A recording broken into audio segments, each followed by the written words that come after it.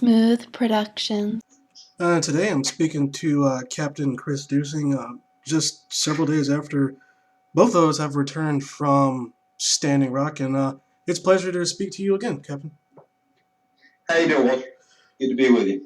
I'm doing pretty good, and it was definitely the past week has been intense, and it's hard to even put it all together still at this point, and there's definitely a lot for us to talk about, and I guess we can start with how you got involved with the Veterans Stand for Standing Rock movement, and what was your role, and what did you think of it?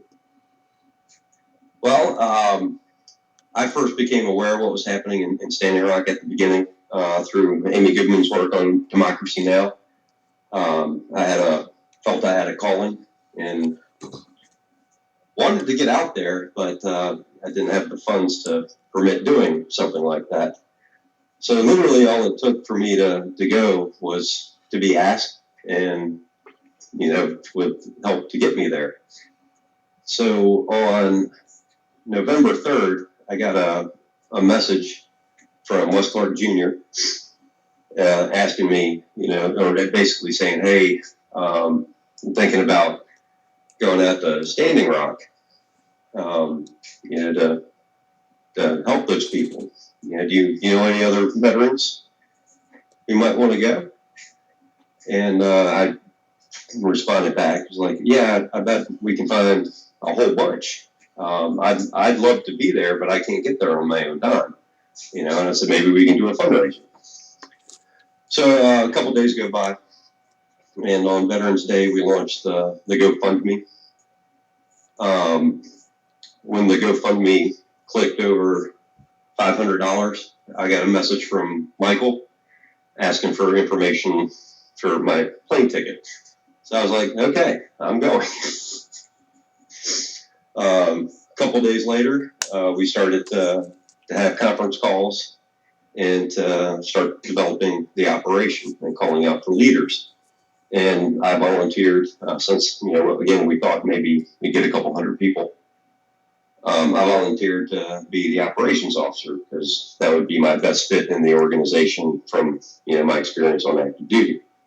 So I got to head up the bulk of the operations and the bulk of the planning, at pretty much every level through the organization. So the last 30 days for me has been a complete blur.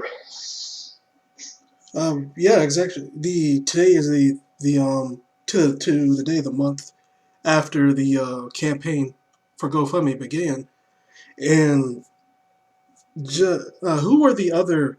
Because there was who was all in leadership, because I don't think a lot of people are aware of who were the brains behind the operation. They know Wes Clark Jr. and Michael Wood Jr.'s name, but they don't know the rest of it. Yeah, those are part of it. They're basically the front. As we developed a roster and had people started to fill it out. We asked some specific questions about military experience, and there was a selection if you wanted to volunteer to help, to step up and try out as a leader. So originally it was scanning names and information on a spreadsheet, and matching things up, and then reaching out to that person and having trying to vet them a little bit, make sure they were in line with our commitment to nonviolence, our deference to do the wishes of what the tribal elders wanted to do, that we were peaceful.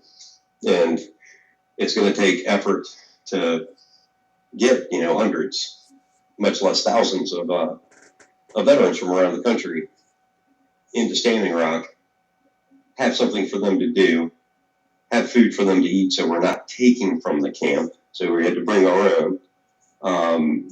We're prepared for the weather because, again, we didn't want to take. We wanted to give more to Ochete than we were going to take from it, and we did manage to do that. But that's literally how it started. We started asking people to volunteer, to step up and help and plug them into the machine as it started to spread out across the country. So there were some key guys and I'm not going to remember everybody. Out of respect for them, I'll just use their first names, just I haven't talked to them, if that's okay. Oh, that's fine. Yeah, we got a guy named Sully who stepped up early to handle the S1 function, which was basically personnel human resources type function, which he did for quite some time, and then he would turn recruit, the next group of leaders. Had a gal named Heather who handled our S2, our intelligence and communications. Came up with plans like we attempted. Our plan on the day of the blizzard was we were going to deliver a Request for Information Act for all of Morton County's communications with the private security company and other supporting jurisdictions officers, from the beginning of the year until the end of the time that we were there, meaning that everything they said was going to be turned over to us. So we were effectively trying to limit their ability to communicate because we knew they were going to be jamming our signals, our cell phones, from there.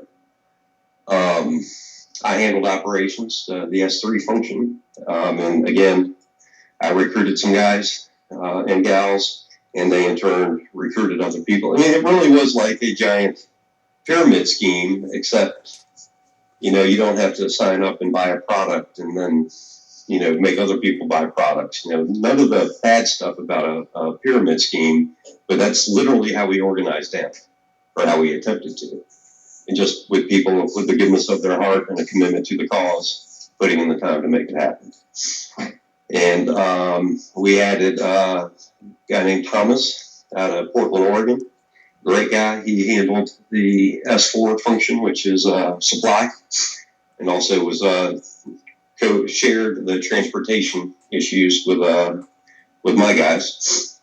We had a guy named Anthony who handled our internal S5, which is communications.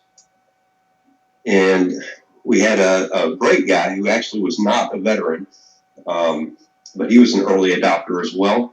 As soon as he heard out about it, he actually reached out to Wes on Facebook and got a response. His name is Aaron, not a veteran, but he's an EMT fire chief in New Orleans, and he was there for Katrina, and he handled that. So it was like, okay, you're in charge of medics. And then we had some various, civilian support for handling social media and PR, 7, SEDEF, so just great people all around. And we just built teams, and our teams intertwined, and we managed to get all of the people up there safely and get them all back home. And so that was the initial group, correct? Say again? That was the initial group of leadership? Yes. And what was... Well, that was the core group of leadership. Some of us came sooner than others. What was the... I think I was the first one plugged in, and I think Aaron was the second guy plugged in. What was the most difficult part of the operation before anyone actually stepped foot on the camp? Organizing and arranging the transportation. Probably the buses especially, because there was the issue with when GoFundMe would release the funds, and then there was an issue with the bank, which I'm sure you heard about while we were up there. And so when we initially booked the buses, we didn't have the money to pay for it up front. We just never bothered to bring it up and steered the conversation away, because the day the first buses left, we were going to have the money to pay all of it. So we stalled them, and it worked. And when that happened, I was like, okay, I think this is actually going to happen for real. Because I certainly had my doubts in the whole run-up. Because some buses, because what I was witnessing because I, as everyone knows by now, I went with the North Carolina group. Well, there were some buses that couldn't, because of what the banks were doing. I actually didn't hear about that until Jordan Sheridan released a video saying that the bank was holding on to funds and wouldn't release most of the money. So it seemed like some buses couldn't be paid for up front. Is because that was where there was a lot of frustration going on because the cells on site. I was one of few people that I was around that had cell service. I might have been the only person from 200 people I spoke to in one day that had cell service at all. Yeah, Verizon? Yes. Yep, that was about the only thing that worked decently in the camp. So that created a little confusion of how reimbursement for some transportation was going to be taken care of, and then later it came out that the bank was holding on to the money, and there's still some confusion around that. Is there anything you could say to tamper worry that people might be left out in the dry or anything with that? Because I know there's still some concern with that. Yes, the reimbursement plan is going into effect. Basically, it's going into the process to submit is going through its final phases as we speak. There's another conference call going on about it. So that stuff we hope to have all of that stuff resolved by midweek, end of the week at the latest. The priority, of course, goes to need. It goes first to the veterans that we were tracking on our roster. Those are the folks we got to take care of first, and we will do everything we can with the remaining funds that we have. But just to back up, if you look at the total amount of money that we raised, and you minus out the charge that GoFundMe puts on it, and the charge that the bank put on it, and and divide that up between roughly half of what our likely number was of 4,000, 4,500. That leaves about $270 a person. So that's something to keep in mind as well. So it's going to be need-based and prioritized. So we're going to do our best to take care of everyone that we can, whether we're tracking them or not. Is the GoFundMe still going on? Yes, it's slowed down a little bit, but we're only $50,000 away from the 1.2 million goal. We could use that $50,000 because we were hoping to have enough money left over to pay for a third party to do an environmental impact study, so that we didn't have to trust the company that DAPL is going to pay for to do that. And going on to on-site, what is the one thing that stuck out to you as soon as you arrived and saw the camp? I was in awe of this basically city that had grown out of this valley.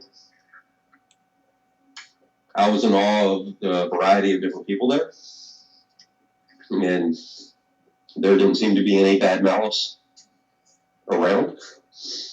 I saw people working together. I saw people cooking together. Other people giving comfort. It was pretty amazing. I mean, that was my first time that deeply established with Native American culture. My second thought was, don't walk in here thinking that I'm going to take charge. Don't come in here like a colonial, because that would be deeply offensive to the people there. So it was learning to defer to the Native leadership, and then it turned into confusion because there were so many different factions. There were over 350 separate First Nations that had joined the Standing Rock Sioux tribe. Not to mention almost a half dozen different veterans groups that were there, and other groups in different tribes, and divisions between the elders and the youth and the tribe. So it was going to be really hard to get everybody there to agree to a certain course of action, and it was impossible for everyone there to be happy about it. So it was playing the politics. And that was difficult. Consumed a lot of energy and resources. But in the end, I think we did all right. And that actually does bring up a lot, because when they're on the ground, there were so many different rumors floating around of what was okay, what wasn't okay. There was rumors. I heard rumors that elders were upset about the action at the bridge that was led by Wes Clark. I heard rumors that the elders were fine with that. Can you clear up any of that? I mean, correct. There were some that were upset. There were some that were not. So, and that's almost going to be the answer to all of these questions. So yeah, so in the end, every time something like that happened, we made our best efforts to go to the unhappy side and try to connect and explain why. Okay. And ask for trust and peaceful prayer and things like that. That definitely clears that a lot, because there were so many. Again, for those who were not there, it's kind of hard to explain, because either way, I see it as, imagine that you're in a city before there was any form of smartphone, or pretty much you didn't have cable or anything like that. Everything was spread by word of mouth, and to find the original source, you actually had to walk and reach them. And by this point in time, you had to do so in the middle of a blizzard where the temperatures got to -25 below zero. So it was a little difficult, and it was little going back a couple hundred years. So there was a lot of rumors floating around. I mean, I spoke to a ton of people while I was there, and definitely have a lot to get out there on my own. So when you hear things like the rumors that this thing happened and some were upset and some weren't, it was kind of hard on site to try to confirm anything, if that makes sense. Oh, absolutely. And again, there were infiltrators in the camp, and the biggest success that they had was spreading disinformation and causing divide. So a lot of those rumors probably didn't have any grounding to them, but they put people in a hurry, and because it was so difficult to spread messages, from a centralized location, because of the lack of cellular technology or the bandwidth, or even landlines, we were reduced to sending runners and hoping they could find the person, and then hoping they could find me after they've done so. So that was very, very, very challenging. But the way I like to explain it, which kind of makes sense to me, it would be as if one representative from every religion that has ever existed in human history decided to go winter camping in the Arctic and argue it out of which one was right. That actually makes sense. So from being there, you can that does make sense, because it was. Yeah, because you imagine behind that, similar factions start to form, and then leaders rise, and then they're butting with heads and egos, and they're never going to do it. They're never going to become unified as one. But it's how close can they get together in the circle and make it happen? That's basically as much as we could. The people there have come to the horde, to the Council of the Seven Tribes, and they're connected to it and thusly connected together. And moving away from the logistics nightmare of communication that it was there, because I even asked for you several times, and people pointed me in different directions. I was like, this is literally life or death weather. I'm not going to go walk that far and not find them there. But moving away from that, just do you feel, even with DAPL still being there today and still operating like nothing ever happened, do you feel the mission was accomplished? I do. I mean, for the main reason is we got people to pay attention, and specifically, and it's terrible that this is the way it is in this country, but it's a matter of fact. We got middle and working class white America to see what was going on there and to pay attention to it and to form an opinion. And that just goes to show, the intrinsic racism and genocide that is inflicted upon the people of this country. That it took that, not that the sight of a Native American being shot in the face with a rubber bullet was, no, who cares? But if you do that to a white veteran, that's bad.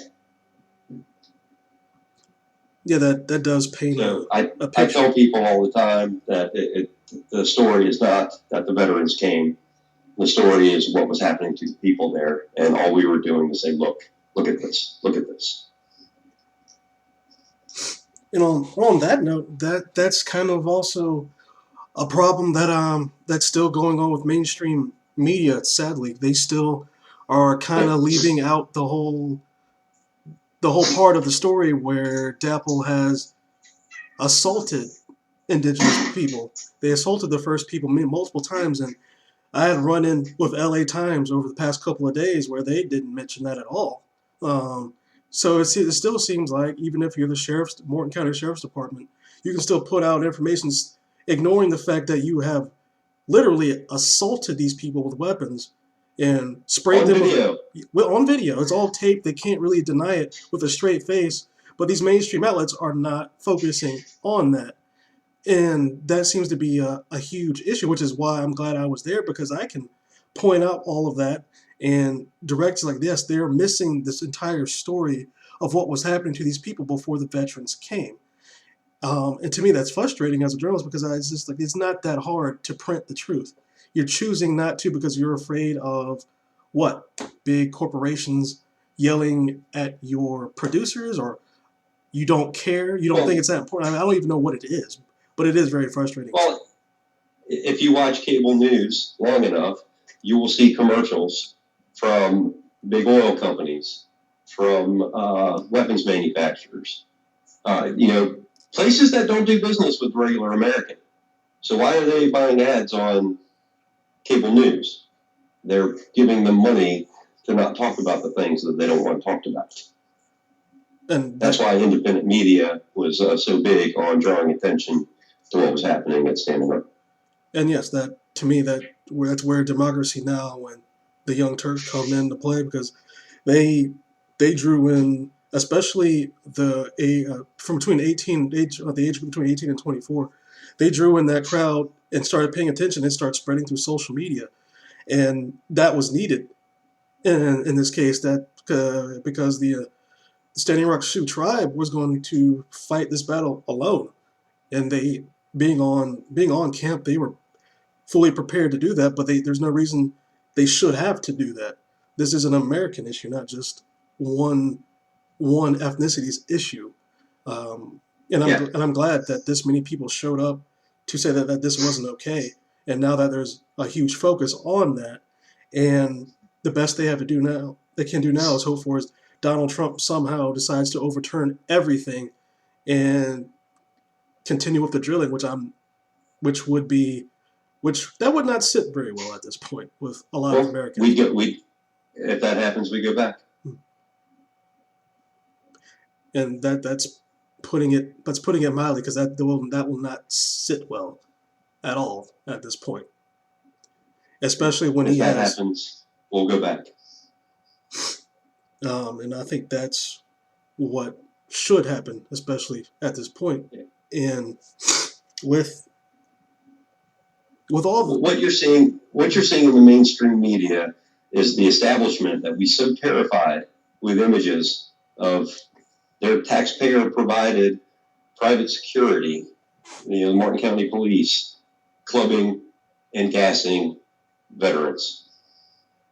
That they do not want those images out. They're terrified. They're trying to hold on to power, and all the stuff that you're hearing, from that side is just trying to reinforce the investors that it's going to be okay, and so they don't pull out of the contracts on January 1st.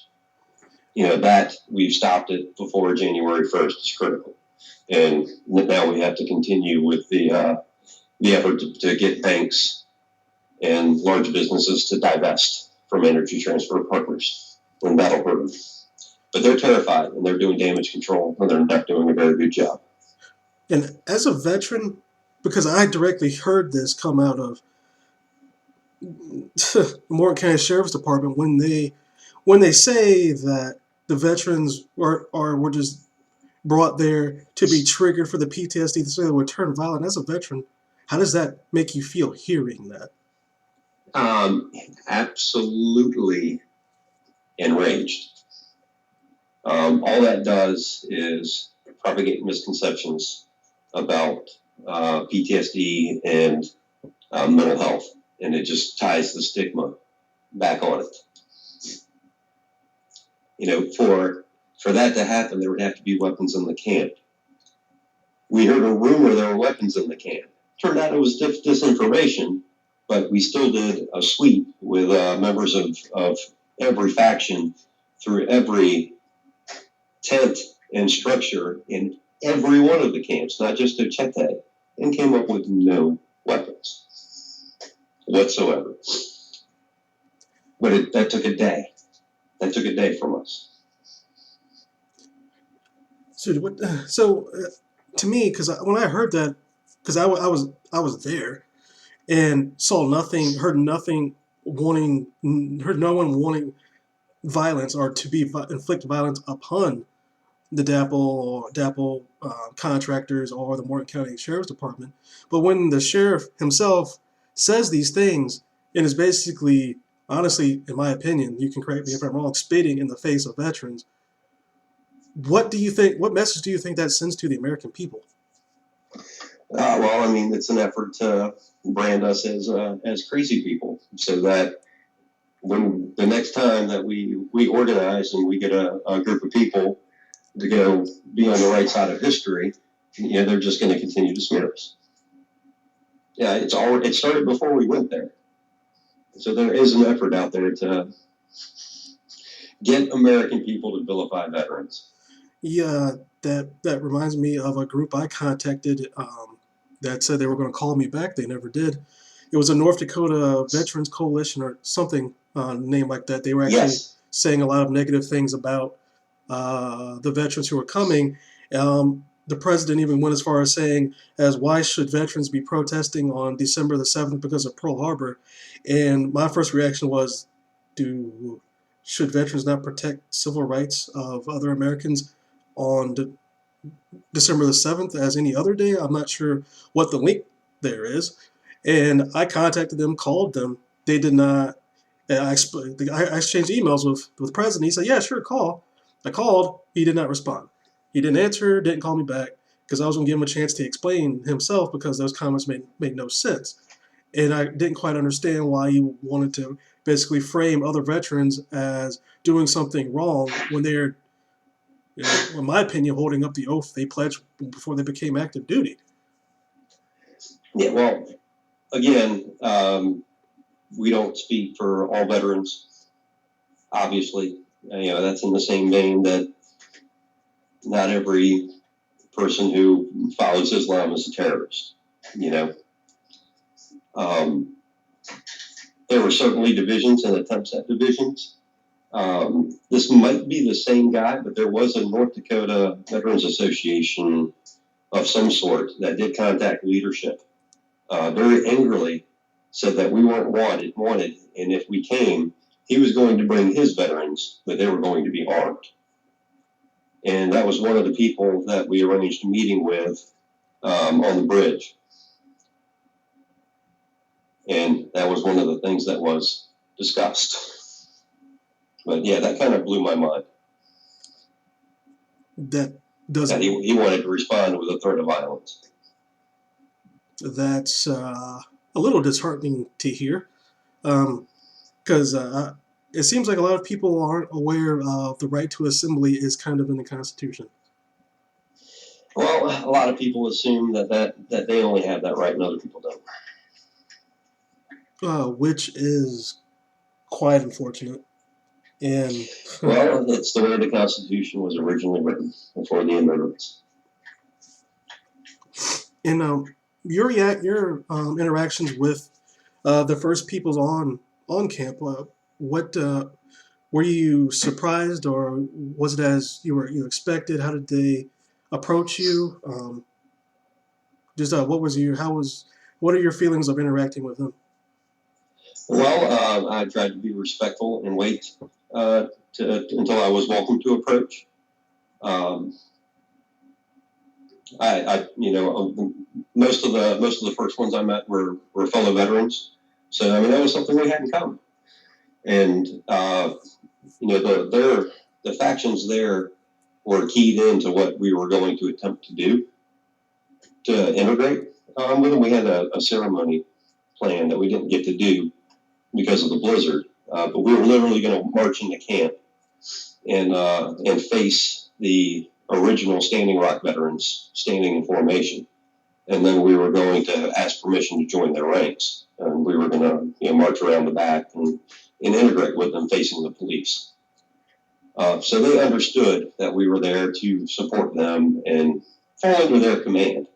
And when we got on the ground, we actually did. We handed the command operations over to Native women veterans because the Standing Rock Sioux tribe is a matriarchy.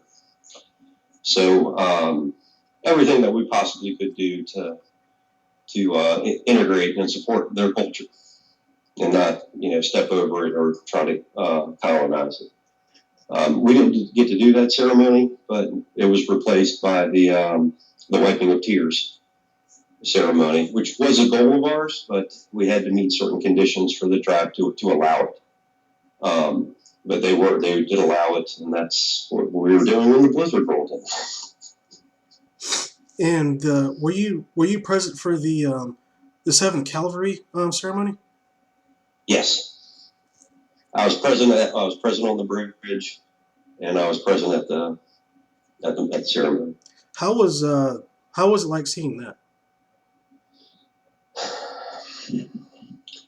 Incredible.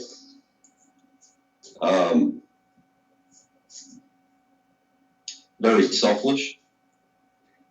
I've seen some criticism that we were whiny babies who were apologizing for things that no one in the room had anything to do with. But that's not the point. That we were referring to ourselves as the cavalry was very controversial with the people there. We did our best to explain it, and we were given the go-ahead to give it a try and to see how it was received, especially since Wes had been a member of the 7th Cavalry, was going to wear a Stetson, and the 7th Cavalry in the month of December did Wounded Knee, and in the month of December, the 7th Cavalry was defeated at Little Bighorn by the Sioux. So the impact of that, of apologizing for the actions of the U.S. military in the past to commit genocide against those people by current veterans standing there as brother and sister, that was very moving and very healing for everyone involved. It was an iconic moment, and I'm very glad I was there. And Wes turned over his Stetson, and it went into the hands of a strong young leader who's one of the headsmen in charge of camp security at Chete now. It was great. And from all your experiences at Camp Chete, what is one thing that you wish had went different, or were you pleased with everything?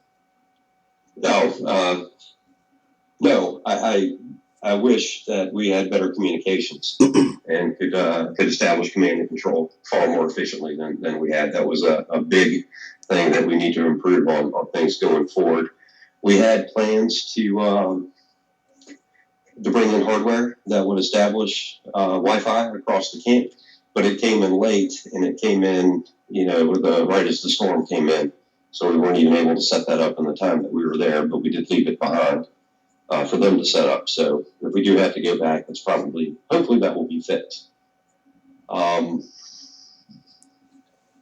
wish we had a better feel for the infiltrators. When the storm came in, several of our tents that we had set up came down, and many of them caught on fire. And these were tents that had people sleeping in them. Come to find out that the tent pegs were tampered with, and some of the guy lines tying them down were cut. So actually, it looks like. Go ahead. In the tent I was sleeping in on the first night, a couple of the pillars fell a couple of times, and what we noticed on one of them was that something at the top wasn't latched in. We didn't think anyone had tampered with it, or had maybe thought someone wasn't put up properly, but that is something that could have been tampered with because it came down twice. So luckily, the tent itself did not collapse in, because that would have been problematic with how many people were in there. Exactly. So I mean, these were the things that we had to deal with from bad actors. I know it sounds crazy. No, I mean, if I hadn't seen it myself, I'd be like, really? Yeah, people wandering around in the blizzard cutting pet lines. I'm like, yeah. No, I heard a few things on camp that didn't sound like it was coming from someone that was there for good reasons, but we're trying to plant ideas and certain things. Because I almost called one person out, but I did not, since of the where it was at the time. But there were certain things there that were just that didn't feel right from certain people that I hadn't seen before, and I walked all the way all around the camp, trying to talk to people and just get a feel of who was there, why they were there, and what was going on. So that is very believable if you were there, and I still have a couple of contacts on the ground there. So yeah, there's definitely still a fight to be had there, and DAPL is not leaving. By any stretch of imagination, it was not a victory. It was not. It was a victory in a battle, but the war is still going on there. Definitely. That's right. Right, but we have the momentum here, and the one side is feeling shame, and the other side is having a disinformation campaign launched against it. Are you, as a person that was in leadership, from things that you've heard or anything, are you worried of any kind of aggressive measures being taken by DAPL or Morton County Sheriff's Department on the camp itself? Currently, no. I've been questioning that, but I also have contacts who are still there, and things are going the way they should be going. Any drilling that's going on at the pad is vertical drilling, which they have the easement for the vertical drilling. The easement for the horizontal drilling was denied. So it's a matter of getting around the idea that we can't fly drones over to verify or have eyes on. And if they do that, then they start getting fined, and we have to run the flag up the pole and scream and holler and get them to stop. At this point, how do they even have the right to say who flies a drone where, since they have no real legal bounds to have control over the ground? So technically, and the fact that Ochete is a no-fly zone, and nearly, most times during the day, there's a helicopter or a small aircraft flying over. Oh yeah, I saw that personally. The helicopter is definitely there. The yellow one. On the morning of when I noticed they were moving in all the Humvees, soon after, I'm sure they noticed that I was watching and taking note of how many Humvees were coming in. Helicopter showed up not too soon afterwards, or right where I was. I was You're famous. He was like, "That's not a coincidence." Yeah, you're famous now. Oh, I'm sure they don't like me, and I really couldn't give two shits less. But that's I've made it quite clear what I think about what they're doing there, and them basically opening fire on citizens of this country because they want to lay another pipeline. Yeah. How I've tried to explain why I got involved, your average white guys. What is happening there would be like if a Christian at church, I know not all denominations do the communion thing, or they eat the bread and drink the wine, but it's effectively, if you were allowed to do that, and before you got a chance to, a cop in body armor and his face covered and his badge covered and his name covered, jumps in and shoots you in the face with a rubber bullet. And I don't want to live in that country. That is all Where documented. that's okay. That's all documented on camera, and that's the big thing. But the challenge is getting your average white American to see it like that and to respect the other forms of faith and spirituality. And that's exactly what it is.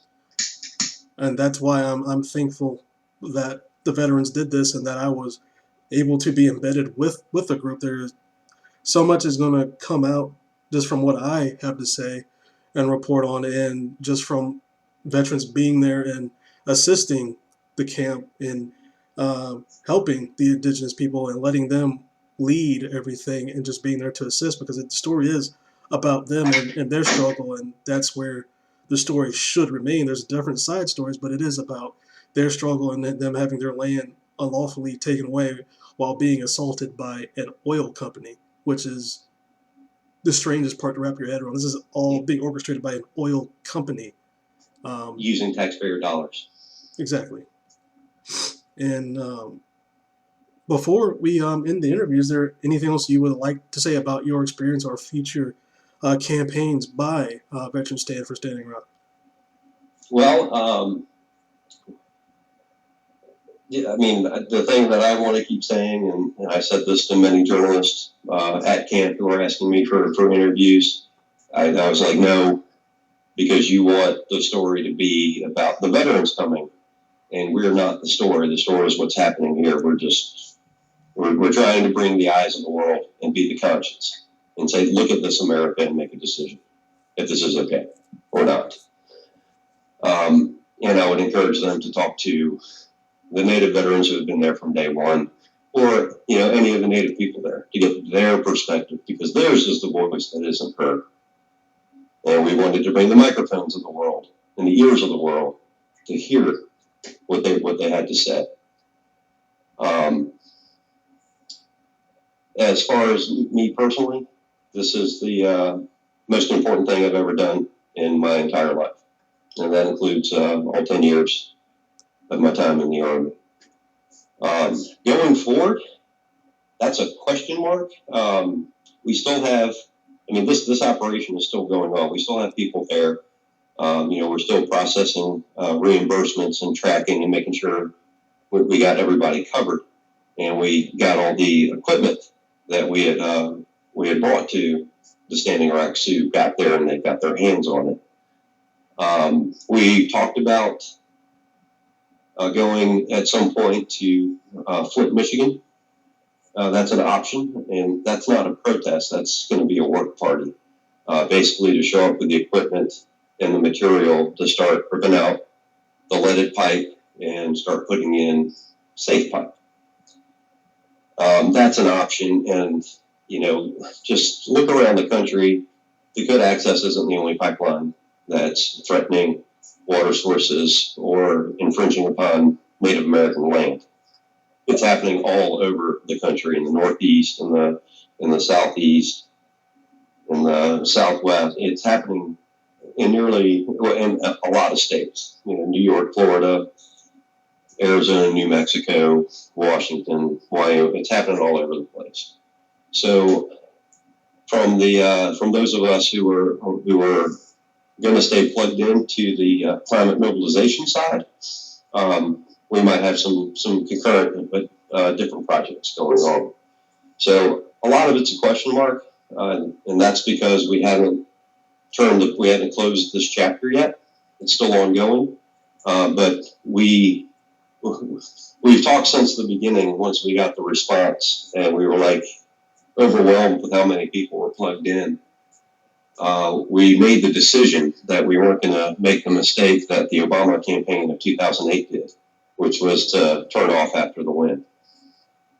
That we're going to keep people involved who want to be involved and start planning future missions and keep people engaged. And the idea would be to mobilize as many veterans as we can to go and support, the powerless, the people who don't have a voice and who need our help.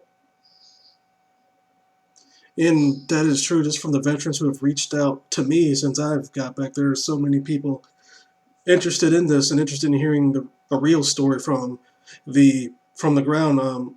I'm getting the impression that a lot of people are frustrated and annoyed with mainstream media's right down the middle take and not being really, to be honest with you, they're not telling the truth of what's happening there.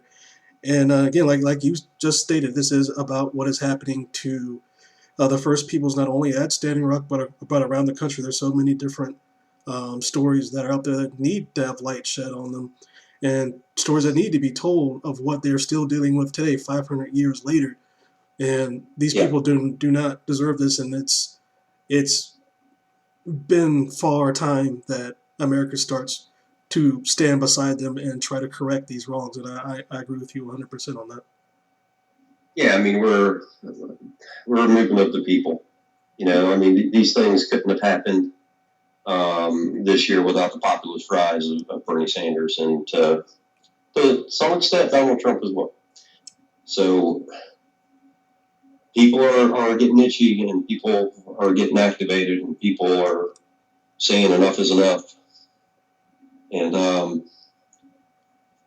And we might need a lot of people in the coming 4 years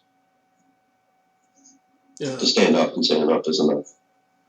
And if this is the first step, it's a great first step to see. We're just getting started. And again, it's great to speak with you. And I myself hope to go back to Standing Rock again in the near future. And if you ever have any updates, I'm definitely here to talk at any point in time. All right, let's get you on TYT. That is something I do hope happens if Jink Uger does happen to listen to this. Sounds good, brother. I appreciate it. I'm glad you were able to come out and join us and tell the story. It was an honor to be there, and I definitely want to go back again. Me too. I will. And thank you. All right, Walt.